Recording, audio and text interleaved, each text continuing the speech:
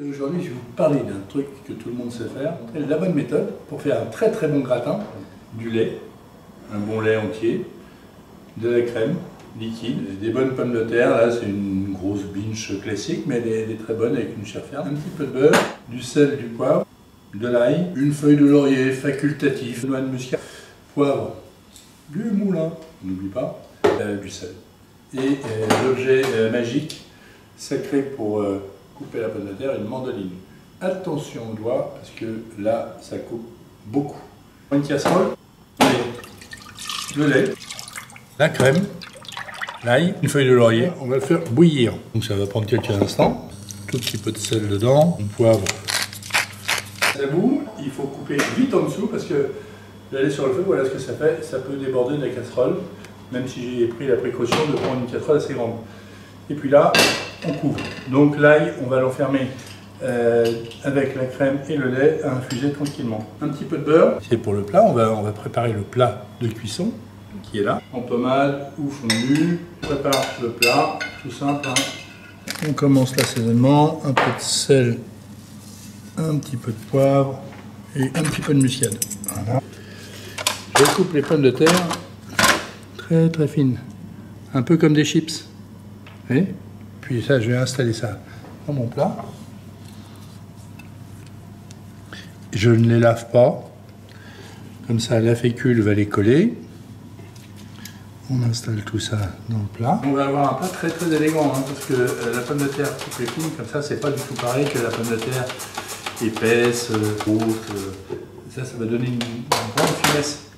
On les tasse bien, puis à chaque fois, un peu de sel, un peu de poivre, un de muscade. Il faut se méfier de la muscade parce que c'est quand même très fort, donc c'est à dose homéopathique. Alors, là voilà ma première couche. Je coule mon premier.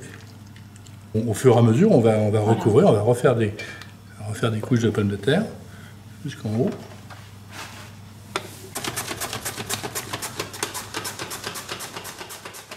C'est que ça sert souvent d'accompagnement.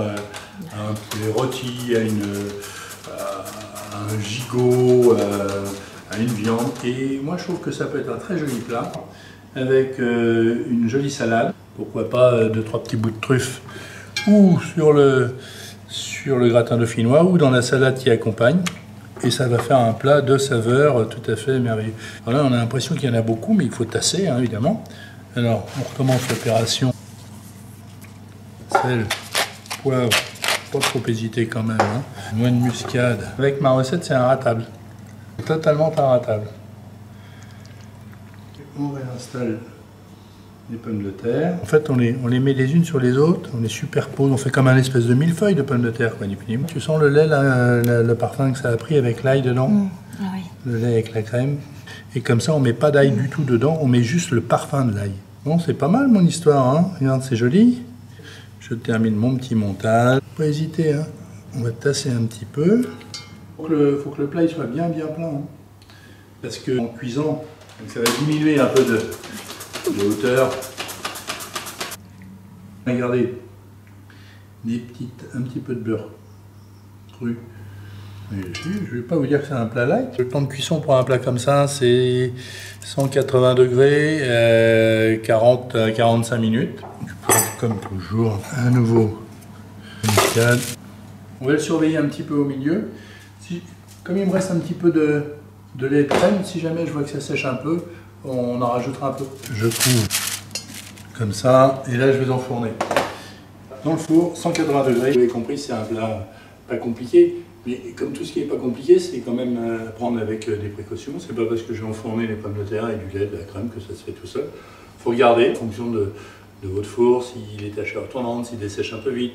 Si les pommes de terre ont bu trop de lait, de crème, il faut en rajouter un petit peu.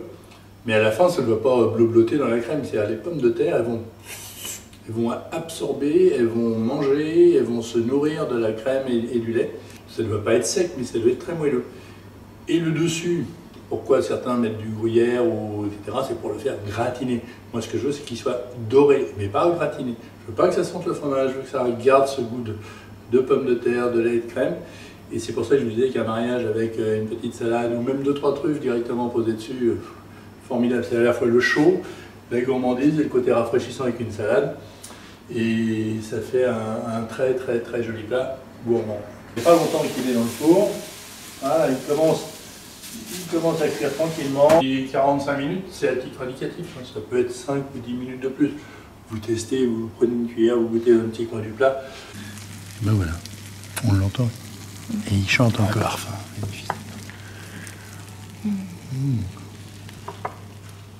Là, c'est le petit coin, il faut filmer dans le coin, dans le creux. Il n'y a plus de lait, plus de crème. Tout a été bu, mangé, absorbé par la pomme de terre. Drôlement bon.